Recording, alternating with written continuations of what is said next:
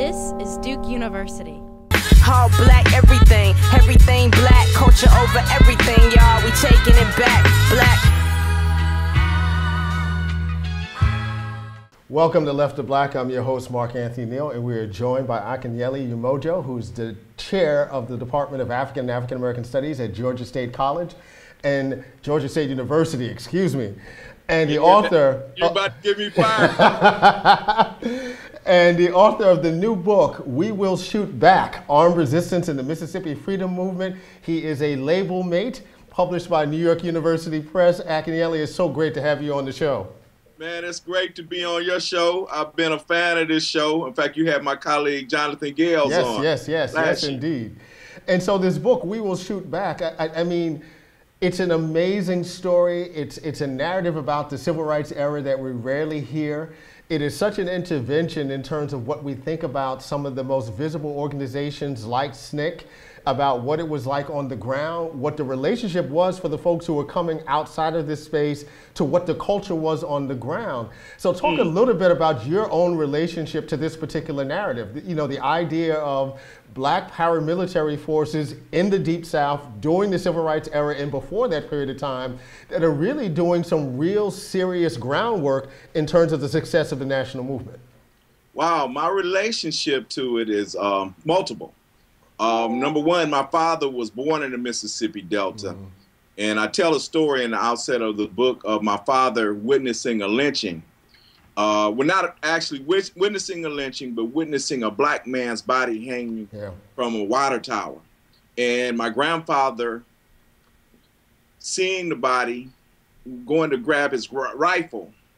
And the family tackles my grandfather and disarms him. And then when I say the family, my grandmother, my father and his siblings, they disarm my grandfather. And one while hearing that story growing up, and I'm 59 now, so I grew up during the 1960s, early 70s, and hearing that story, I felt some pride because my grandfather was going to stand up against white supremacy. But on the other hand, I understood the fear and intimidation my family felt. I also tell another story in the conclusion of my book when I first started hearing about this armed self-defense piece. At this point, I'm in college.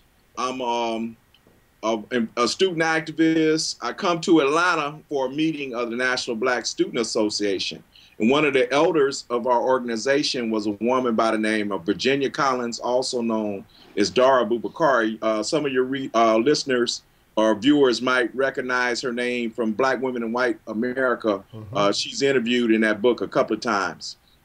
And her Sister Dara and Walter, her son, who was a draft resistor, who's mentioned in Angela Davis's book, If They Come in the Morning, they allowed me to ride back to New Orleans, where they live, from Atlanta after the meeting.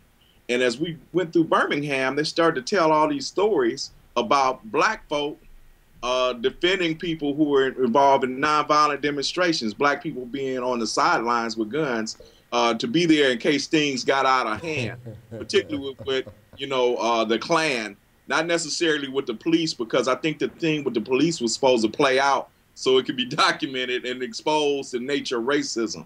They also mentioned guns being buried in the country, and that's where black people would sometimes store their weapons in case they needed them, and also ammunition if they needed them at a different time. So just hearing those stories, those are things that kind of resonated with me as a young man. And when I went to graduate school, I had an opportunity to begin to talk about it. Well, let me tell one other story, and that's talked about at the beginning of chapter 8. I actually got in contact with a group in Mississippi called the United League of Mississippi, which at that time was organizing a series of boycotts in northern Mississippi. And we had invited the leader of that group, the spokesperson, Alfred Skip Robinson, to California, where I grew up. And I'm in college at this point.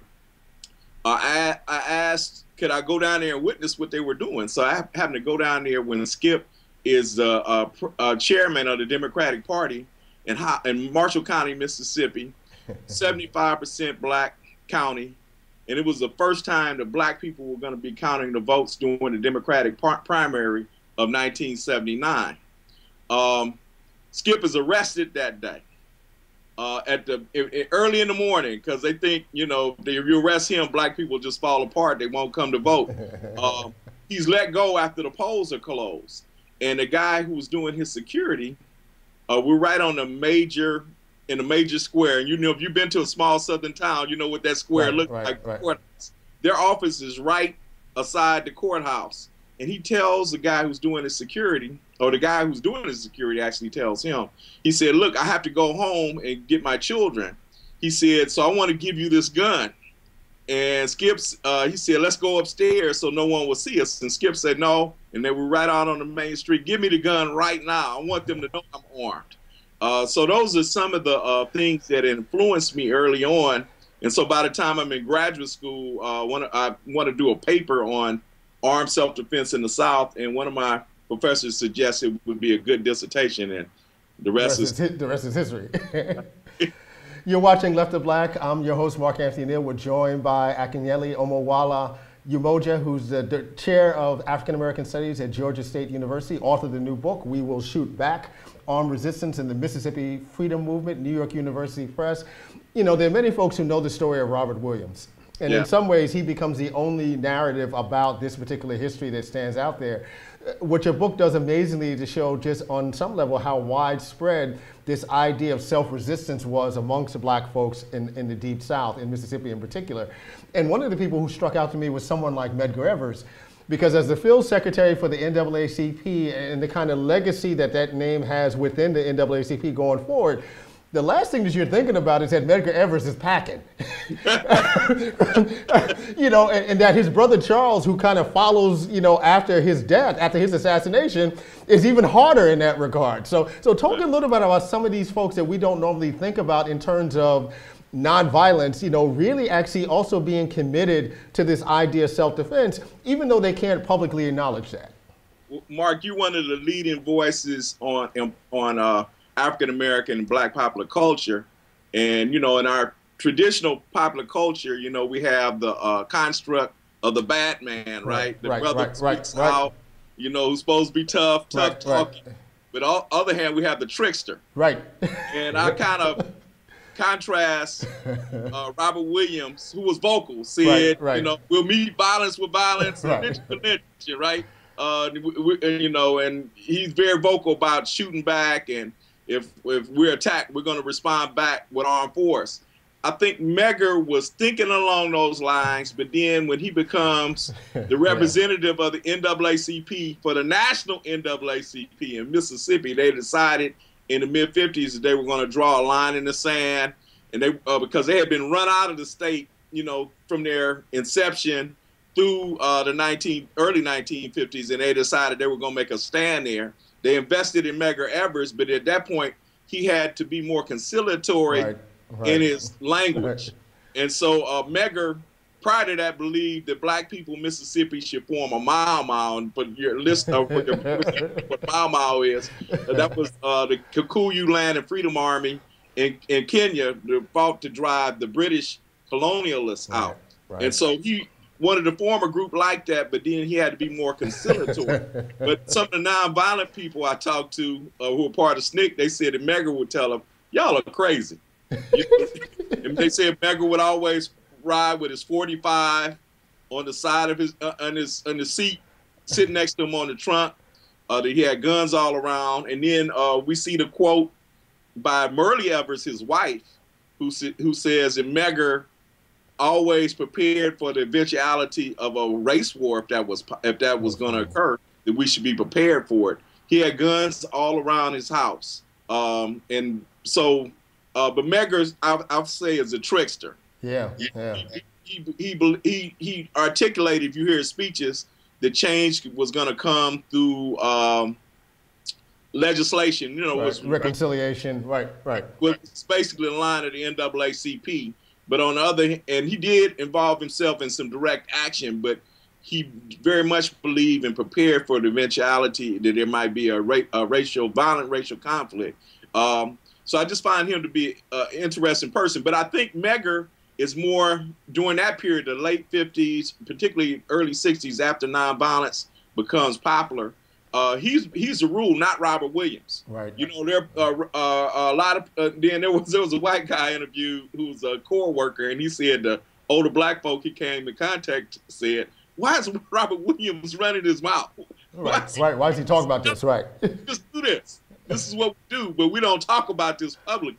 And so, you know, one of the things that I loved about the book, and, you know, Medgar Evers is kind of one version of this, but clearly when Snick goes down there to begin to organize, is this real disconnect between how real shit was on the ground in the South and what these national organizations, you know, how they kind of function. Folks on the South were always clear about the kind of politics that they had to have and how they had to protect themselves. And the national, you know, parties, organizations were committed to a certain kind of performance, if you will, of blackness that was out of sync. And when you talk about Core and Snick going into the Deep South, I mean, these cats are shook, right? And they're struck by, like, the kind of, you know, there's a story you tell of an older black woman, you know, who armed her family, that, you know, if folks were coming close to their house, right, you know, they were going to surprise the night riders. It wasn't going to be the other way around. I mean, this was a way of life for these folks, and it was really the national organizations that had to come to terms that if they were going to be successful on the ground, they had to trust local leadership in that regard.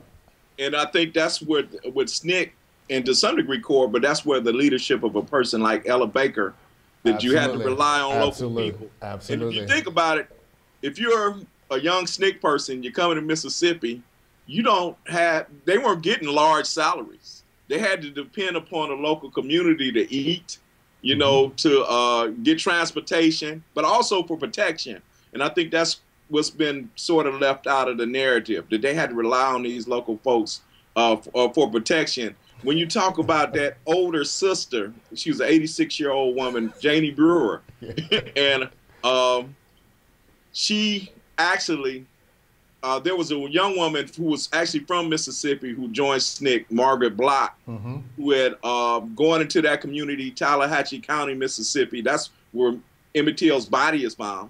And she was actually run out of the town run out of the county early in 1964. But I always say she got the spirit of Harriet Tubman in her and decided she wanted to go back. Right. You know, because I probably wouldn't have gone back, Mark. They ran me out, and that would have been it. She decided she was going to go back. She met Mrs. Brewer, who's a grandmother, 86 years old, has a family, children and grandchildren. They kind of live in this compound. And when, you know, Snick folk used to organize people to go down to the county courthouse and go vote, or attempt to register to vote, because, you know, you or I with our PhDs probably could have been able to register to vote during that time. Right. And so she, after they do this, night riders attack that compound and then harass the folks. So Mrs. Brewer comes up with this strategy. The next time they go, when white invaders come back, the street or the road is lined up with black folks with guns. They leave and come back that evening, but she has a plan where her grandchildren and children, along with the nonviolent Snick folk, are in the cotton fields prepared to ambush them. And all along, she's inside the house making a Molotov cocktail, several Molotov cocktails. For your audience who don't know, that's where you put gasoline in the bottle. Don't try this at home, please. You put gasoline in the bottle, you put a rag, you light the rag, and use it as a firebomb. Now, the funny thing about the story is her hand is not that steady, so she's pouring gasoline on the floor. So Marcus is wondering that they're going to die in the house because the house catches on fire. But, so when the night riders, led by the sheriff, come, a floodlight is flashed on the invaders. The people come out to ambush them, and then she comes out with her Molotov cocktail. I just wish I had a photograph of that. Right. But we needed some iPhones back then, right? But I think about is, you know, of course, you study in popular culture and hip hop. Remember when David Banner's first album came out, Mississippi, and he talked about he was descended from the people who decided to stay, who wasn't going to be run out of the state. Right. And so I every time I think about these stories, I think about what David Banner talked about.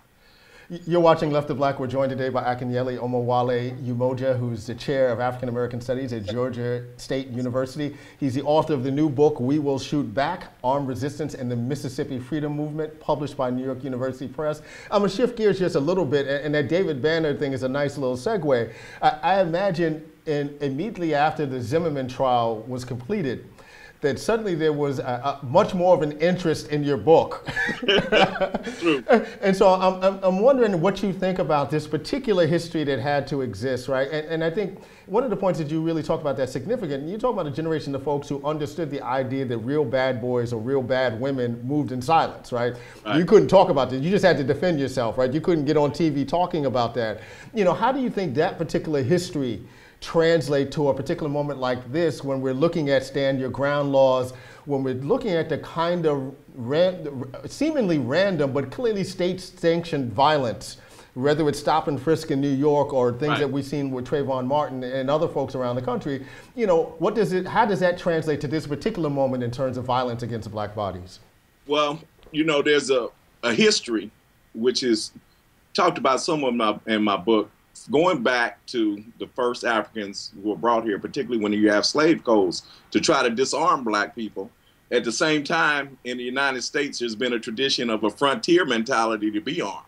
Right. You know, and being armed to some degree, traditionally in America is associated with citizenship, which is why I think our ancestors, after becoming emancipated, wanted to have the right to bear arms.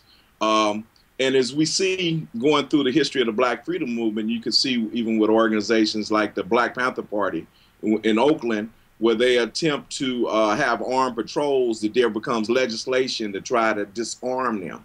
So the right to bear arms has not always applied to our people. It's interesting that when the Trayvon Martin incident occurs, when he's killed, that several people applied that Zimmerman had a right to defend himself, but few people asserted that Trayvon Martin, had the right to, the young black man, had a right to protect and defend himself.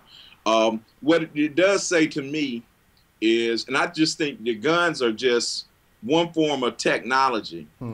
I think sometimes we get souped up on a gun piece, but the thing, and I think you brought out that it was a certain type of culture, a certain type of awareness that black people had in Mississippi during this period, or certain segments of our community had, to be able to try to protect people who are out trying to guarantee them the right to vote and to guarantee their other human rights, but also to protect the community as a whole. That type of consciousness, I think, is needed again. I'm also a member of the Malcolm X grassroots movement, and we had the study in 2012 showed that 313 blacks were killed either by police, vigilantes, or security guards in the United States of America, one for every 28 hours. When we first did the study from January to June, it was 120, which came out to be one every 36 hours.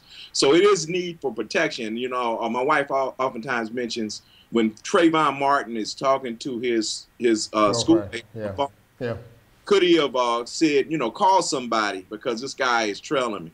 You know, if the family and the community was more alert, could we have responded in a different type of way? Just to leave this young teenager out there by himself, when, you know, recognizing, I think it's been a wake-up call for many of us that, you know, there's still this type of mentality that exists in the United States. And sometimes the state, and as in the case with Zimmerman, because Zimmerman was not treated as a suspect from day one. In fact, Trayvon was treated as a suspect, and which is why the evidence wasn't collected properly on the scene. So I think recognizing that mentality still exists, not just for young men, but young women, our entire community right now. I think we have to have a different attitude. Black people have to have a different attitude, and those people who are in alliance with the black community need to have a different attitude in terms of supporting the protection of our youth and our entire community. There are too many incidents, even since the verdict, that have happened we become aware of to let us know that our lives are not being valued and that we have to begin to value our lives.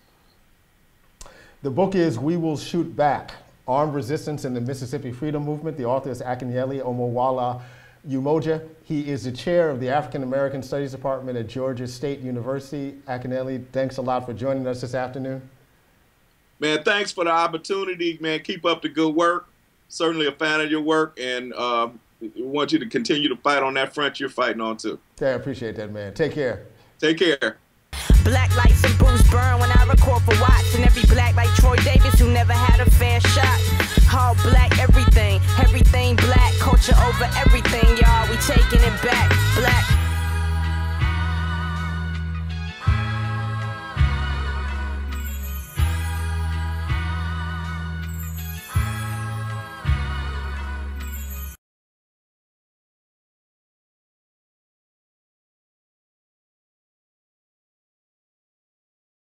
Stay strong.